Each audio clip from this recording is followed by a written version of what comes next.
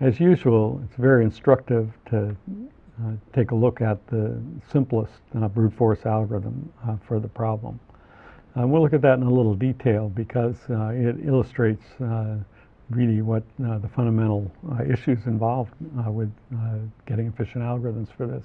And it's also the basis for more efficient algorithms.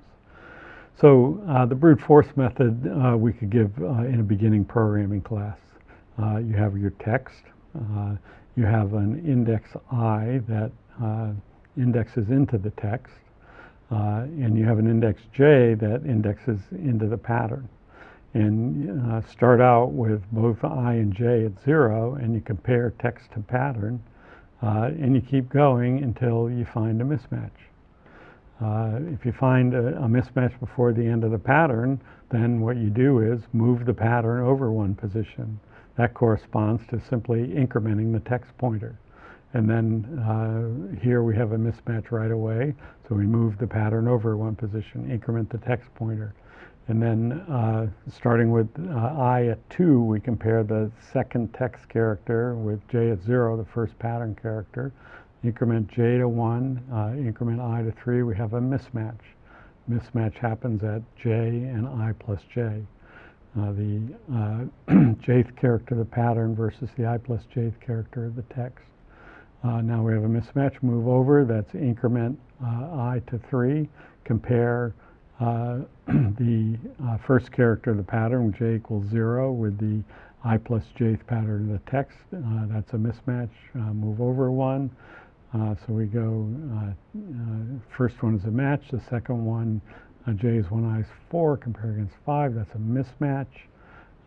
Move the pattern over 1, it's a mismatch. Finally we get to I equals position 6, and we go for j equals 0, 1, 2, 3, all matches. When j gets to 4, which is the number of characters in the pattern, that's when we know we found a match. So in this table, the entries in gray are just there for reference. The black ones are when we found matches, and the red ones are where we found mismatches. So that's we do the trace before the code because the code is extremely simple. So this is to implement brute force substring search to look for a pattern, a given pattern in a given text. Or for Java's index of, this would be the index of method in string that takes the argument pattern. So we get the pattern length, we get the text length. And we're going to potentially look at every, the pattern could start at any position in the text from 0 to n minus n. And for every value of I, we create a new j, and we look for the match between the pattern at position j and the text character at position I plus j. If we get all the way to j equals m, then we found a match at I.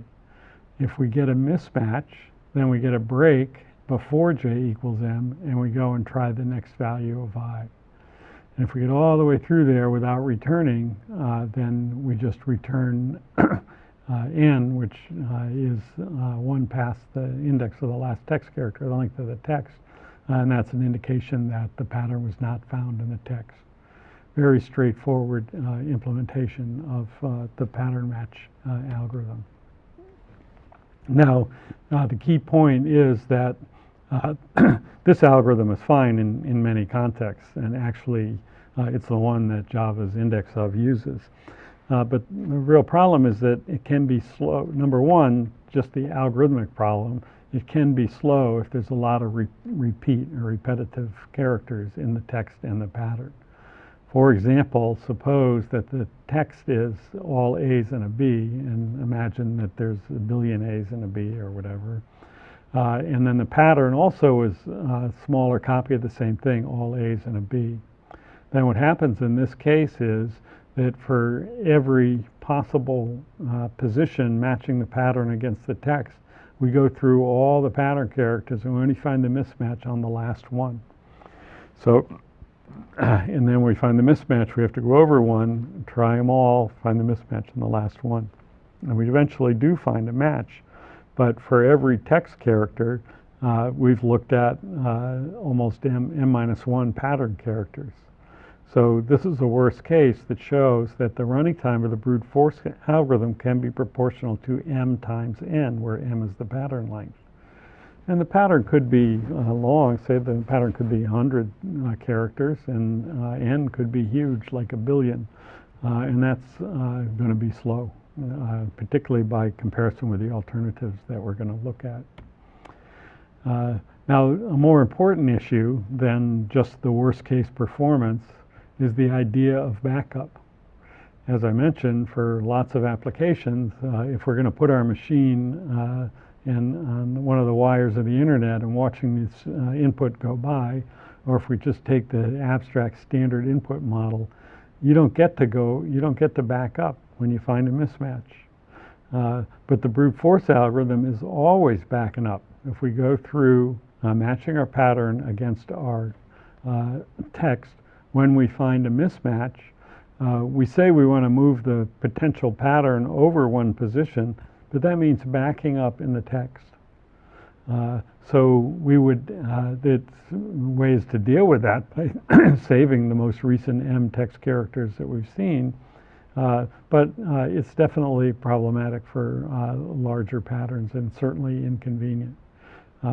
So the brute force algorithm uses backup. And so you could maintain a buffer, as I mentioned, but what we're going to look at is an ingenious way, a couple of ingenious ways to avoid having to do backup. To set up for that, we're going to look at a slightly different implementation or alternate implementation of brute force. It compares the same characters as the previous implementation, but it does things in a slightly different order without a second for loop, and it does the explicit backup. So let's look at that. So we have our I and j pointers, and we initialize them both at 0. And so it's a for loop where I gets incremented on every iteration through the loop. And so what we do is, as long as we see a match, we also increment j. So that while the pattern is matching, we're incrementing both I and j. When we see a mismatch, what we do is just subtract the current value of j from the I pointer. That's the next character that we have to look at. When we find this mismatch, we want to subtract the current value of j, then increment I at the end of the for loop, and that puts us right on the next text character that we want to look at, and then we reset j to 0. So this is does the same character comparisons, but it explicitly shows that we're backing up in the text.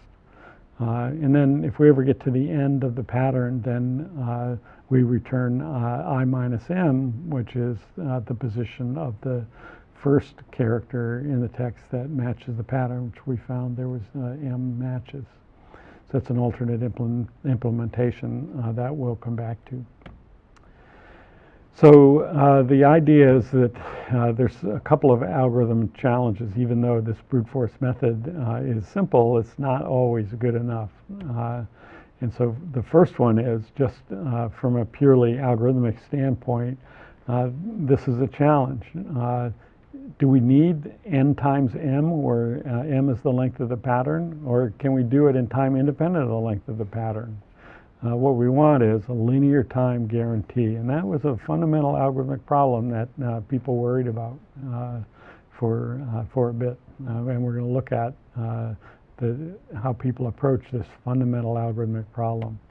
And then there's the practical challenge of we might not have the room or the time to save the text, and actually the judge might not be happy about us saving text away in some computer, so we want to avoid backup in the text stream. All we're supposed to know about is our pattern, and we're supposed to light the light if we find our pattern, and that's it. So what we're going to see next is a way to deal with both of those challenges at the same time.